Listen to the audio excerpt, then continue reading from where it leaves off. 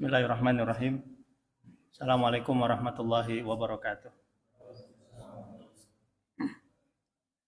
Alhamdulillah, salatu wassalamu ala rasulillah Sayyidina Muhammadin ibni Abdullah wa ala alihi wa sahbihi wa mawalah. Rabbana syrah lana sudurana wa yassir lana umurana wahlul 'uqdatam min alsinatina yafqahu aqwalana. Allahumma la sahla illa ma ja'altahu sahla wa anta taj'alu kullal hazni in syi'ta sahla. Subhanaka la ilma lana illa ma 'allamtana innaka antal alimul hakim. Bapak-bapak yang Allah muliakan, alhamdulillah kita bisa melakukan sholat isya berjamaah. Semoga Allah terima amal ibadah kita. Juga saum kita, alhamdulillah kita sudah melaksanakan saum selama berapa hari, Pak? 26 atau 27 sesuai keyakinan masing-masing. Tapi semuanya sepakat ini adalah malam-malam yang istimewa. Tidak ada malam yang paling istimewa kecuali di 10 hari terakhir bulan Ramadan ini. Maka Ibnu Rajab mengatakan sesiapa yang awalnya sudah baik di bulan Ramadan, maka mudah-mudahan bisa menyempurnakan kebaikan tersebut. Tetapi sesiapa yang awalnya kurang maksimal, maka mudah-mudahan bisa menutup Ramadan ini sebaik mungkin dan akhir yang baik bisa menutup kekurangan di awal. Maka masih ada sisa waktu, ini prime time-nya, waktu emasnya di bulan Ramadan. Jangan sampai kita lengah sehingga kita melewati Ramadan tanpa makna. Maka mudah-mudahan kita yang termasuk diberikan taufik oleh Allah supaya memaksimalkan 10 hari terakhir Ramadan ini sebaik mungkin. Bapak Ibu yang Allah muliakan, di antara kasih sayang Allah itu, Allah lipat gandakan amal saleh itu 10 hingga 700 kali lipat. Tetapi kalau dosa itu terlepas kualitasnya ya, apakah dosa kecil, dosa besar, itu akan dihitung hanya sesuai dengan berapa kali yang dilakukan. Kalau dilakukannya 1 kali ya dicatat 1 kali, 2 kali ya 2 kali, 10 ya 10. Tapi kalau amal saleh itu, ini janji Allah lewat Rasul ya. Rasul mengatakan, kullu amal ibni Adam yudha'af. Setiap amalan Bani Adam itu akan dilipat gandakan. Asyarah ila sab'i mi'ati dhi'afin. 10 hingga 700 kali lipat. Ila siyam fa innahu li wa ana ajzi bihi. Kecuali saum. Dan itu untukku, kata Allah, wa ana ajzi bihi. Dan aku yang akan membalasnya. Jadi kalau kita berpikir secara matematis ya, antara amal saleh dengan dosa kita, antara pahala dengan dosa yang kita dapat dalam 1 hari, Pak. Misalnya kita sholat sehari yang wajibnya 5 kali. Kalau dilipat gandakan sesuai dengan hitungan maksimal 700. Kita jangan terlalu GR lah, 100 saja lah. 5 kali 100, 500. Itu dari sholat wajib. Sholat sunnahnya mungkin tidak seluruhnya, misalnya ada yang terlewat, katakanlah dalam 1 harinya hanya 3 kali dilakukan. 500 tambah 300 jadi 800. Itu dari sholat sudah dapat 800 kebaikan. Kemudian kita melakukan sedekah misalnya. Ini satu-satunya amal soleh yang dilipat gandakan hingga 700 kali lipat, yang mana Allah catat dalam Quran. Hanya satu, hanya infak. Masalul ladzina yunfiquna amwalahum fi sabilillah kamasali habbatin ambatat sab'a sanabil sampai akhir ayat. Sampai 700 kali lipat. Kalau yang lain lipatannya itu dijelaskan dalam hadis. Artinya sifatnya umum. Tapi kalau infak itu dalam Quran. Kita infak sehari 2 kali misalnya pagi sama sore. Dilipat gandakan hingga 700, 1400. 1400 tambah 800, 2200 ya. Sudah 2200 pahala. Kemudian ditambah saum. Hari ini saum. Nah ini kalau saum rahasia Allah, berapa besar pahalanya. Ketika dirahasiakan, ini gambaran kata para ulama, betapa besarnya pahala siam. Sampai Allah sediakan pintu surga khusus, babur rayyan. Katakanlah 1000 lah. Jadi 1000 tambah 2200, 3200. Senyum sehari berapa kali, Pak? Nah, ini kata Rasulullah kan, saum pun amal saleh. Tabassumuka li akhika sadaqah. Senyummu untuk saudaramu itu adalah sedekah. Senyummu untuk saudaramu. Berarti dipastikan ketika senyum di depan kita ada orang, bukan senyum sendiri. 5 kali lah, 500, 3.200 tambah 500, 3.700. Belum dengan amal soleh lain, katakanlah 4.000 lah ya. Pahala yang kita dapat dalam satu hari. Sekarang sehari kita melakukan dosa berapa kali? Katakanlah secara kuantitas, secara kualitas ada yang kecil, ada yang sedang, naudzubillah kalau besar ya. Katakanlah 1.000 lah atau 2.000. Masih surplus Pak, masih ada sisa. Kalau kita berpikir secara matematis gini, yakinlah Pak, masuk surga gitu tuh Pak. Pahala kita masih lebih banyak daripada dosa kita. Cuma yang jadi pertanyaan, kenapa banyak orang yang masuk neraka? Sementara Allah sudah janjikan pahala itu dilipat gandakan. Otomatis kenapa masuk neraka? Sebabnya apa? Amal solehnya itu tidak tercatat sebagai amal baik di akhirat. Sehingga dosanya lebih banyak daripada pahalanya. Nah, itu yang kita khawatirkan. Kita khawatir kalau kita lelah melakukan kebaikan, tapi sirna di hadapan Allah Subhanahu wa taala. Malah dosa kita yang terus menumpuk, ujungnya apa? Ketika ditimbang, keburukan kita lebih berat daripada amal baik kita. Nah, kalau kita lihat di dalam Quran maupun hadis Nabi, setidaknya ada 3 penyebab amal soleh kita itu rusak. Yang pertama, niatnya yang salah.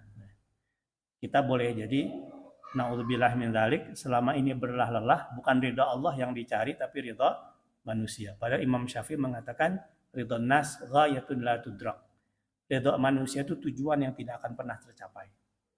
Tidak akan mungkin membuat semua orang suka. Ada saja pasti yang memberikan penilaian negatif kepada kita. Bukan hanya kita, bahkan Rasulullah Shallallahu Alaihi Wasallam. Maka kalau kita hanya mencari ridha manusia, hanya kelelahan yang digapai. Karenanya Rasul itu sudah mewanti-wanti dalam riwayatnya, atau kama qala Rasul, tentang bahaya penyakit ini, bahaya senang dinilai orang. Apa kata Rasulullah itu? Supaya antisipasi itu, innallaha yuhibbul asrar. Allah tuh suka sesuatu yang disembunyikan. Artinya kalau amal soleh itu bisa disembunyikan, sembunyikan. Jangan sampai amal soleh yang besar, niatnya salah, nilainya jadi kecil di hadapan Allah. Rubba amalin kabirin tusaghiruhu niyah. Betapa banyak amalan besar yang kecil nilainya di hadapan Allah karena niat yang salah. Umroh itu pahalanya besar. Tapi kemudian hendak berangkat umroh, tulis di status. Alhamdulillah tahun ini umroh yang ke-14 kali. Siapa yang mau titip, doa. Walaupun itu tidak jaminan riya ya, tapi setan itu dekat dengan hal yang demikian. Makanya kalau bisa disembunyikan, sembunyikan. Tapi kalau tidak bisa disembunyikan, jangan jadi penghalang melakukan amal soleh tersebut. Kita berangkat ke masjid, nggak mungkin sembunyi-sembunyi. Pasti kelihatan. Jangan gara-gara banyak orang nggak jadi ke masjid. Kenapa ke masjid? Takut riya. Ada kejadian tetangga saya, dia spesialis sholat ke masjid itu cukup subuh sama isya. Zuhur, asar, maghrib enggak. Ketika saya tanya, kenapa nggak ke masjid? Banyak orang takut riya. Ini salah. Jadi kalau tidak bisa disembunyikan, tetap laksanakan.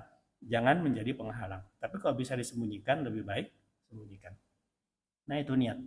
Wa rubba amalin saghirin tukabbirhu niyah. Dan betapa banyak amalan yang kecil di mata manusia menjadi besar di mata Allah karena niatnya yang benar.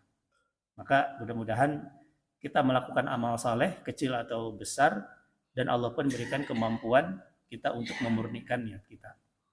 Yang kedua, penyebab lelahnya ibadah itu tidak diterima, ada mutaba'atir Rasul, tidak mengikuti contoh Rasul. Faman kana yarju liqa'a rabbih falyamal amalan salihan. Ibnu Katsir itu ketika menafsirkan dalam ayat ini, siapa yang mengharapkan berjumpaan dengan Tuhannya, falyamal amalan salihan, maka hendaklah beramal saleh.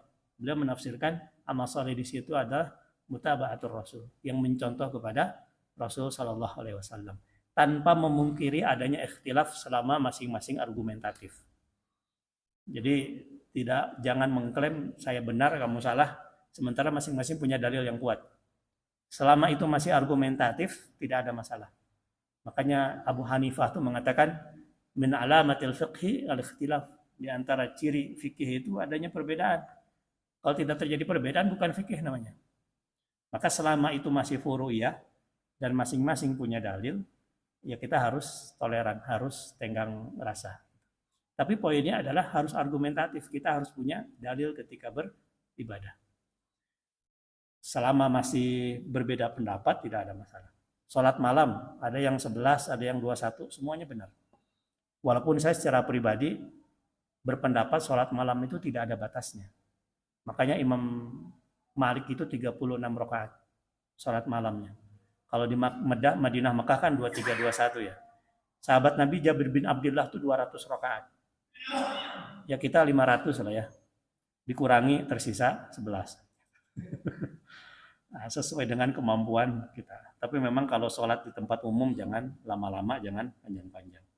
Nah ini mutabah terus. Yang dikejar adalah kualitas bukan kuantitas. Syukur-syukur kualitas kuantitas dapat. Tapi kalau harus memilih, kualitas harus lebih dipilih. Karena Allah dalam Al-Quran menegaskan alladzi khalaqal mauta wal hayata liyabluwakum ayyukum ahsanu amala, bukan aksaru amala. Dialah Allah yang menciptakan kehidupan dan kematian supaya menguji kalian siapa di antara kalian yang paling baik amalnya, bukan paling banyak amalnya. Dan yang ketiga, yang menyebabkan amal saleh hancur itu adalah karena meremehkan dosa. Bukan melakukan dosa, tapi meremehkan. Kalau melakukan, tidak ada orang yang lepas dari dosa. Siapapun, tanpa terkecuali. Tapi kalau meremehkan, artinya israr. Israr itu mengulang-ulang dengan sengaja tanpa beban. Ada hadis yang cukup panjang, riwayat Tirmidzi kalau tidak salah. Rasul mengatakan, la'alamanna aqwan min ummati ya'tuna yaumal qiyamah bihasanati amsali jibali tihamati bayda. Akan ada sekelompok orang yang datang pada hari kiamat dengan membawa amal soleh yang besar seperti gunung Tihamah. Pede, percaya diri. Apa kata Allah kemudian? Kata Rasul, faja'alallahu haba'an mansura. Allah jadikan amalnya itu seperti buih yang bertebaran. Ada seorang sahabat namanya Sauban bertanya kepada Rasulullah, ya Rasulullah, sifhum lana hatta la nakuna mislahum. Wahai Rasulullah, tolong informasikan kepadaku apa yang menyebabkan amalnya itu hilang. Rasul kemudian menjawab, amma innahu min ikhwanikum wa min jildatikum. Boleh jadi dia adalah saudara kalian, bahkan dari kulit kalian. Artinya boleh jadi orang terdekat dengan kalian. Yakhuduna minal laili kama ta'khudun. Mereka salat malam sebagaimana kalian salat malam. Wa yasumuna kama tasumun. Mereka saum sebagaimana kalian saum. Lalu apa yang menyebabkan amalnya hilang? Ini redaksi selanjutnya. Nabi mengatakan, walakin idza khalau bimaharimillah intahakuha. Ketika ada peluang untuk melakukan maksiat, dia bergegas melakukannya tanpa upaya menahan diri dari melakukannya. Ketika tidak ada orang, irah diri ya. Hanya dilakukan. Ketika di depan orang berusaha baik, ketika tidak ada orang, keluarlah aslinya tanpa beban melakukan dosa. Itu yang menjadi penyebab amal solehnya itu hilang. Maka kalau dalam Al-Quran ada ayat innal hasanat yudhibna sayyi'at, amal baik bisa menghapus amalan buruk. Kalau dalam hadis meremehkan dosa bisa menghapus amalan baik. Mudah-mudahan kita terdidik dengan Ramadan ini, jangankan yang haram, yang halal pun ternyata bisa kita tinggalkan. Istri kita bisa kita tinggalkan padahal halal. Siang hari kan kita tinggalkan karena bahaya kifaratnya. Saum 2 bulan berturut-turut. Siapa yang lupa? Tapi nggak mungkin lupa, masa dua-duanya lupa. Saum 2 bulan berturut-turut. Makanan itu halal, tapi siang hari bisa kita tinggalkan. Harapannya nanti ketika setelah Ramadan, jangankan yang halal, yang haram kita harus lebih kuat lagi untuk meninggalkan. Ya, wallahu a'lam bishawab. Bapak Ibu yang Allah muliakan, mungkin sekian dulu yang bisa disampaikan. Semoga akhir Ramadan ini bisa memberikan makna kepada kita sehingga banyak nilai-nilai yang bisa kita ambil dan berbekas sehingga nanti setelah Ramadan. Barakallahu li wa lakum wa qul amu antum bi khair. Assalamualaikum warahmatullahi wabarakatuh.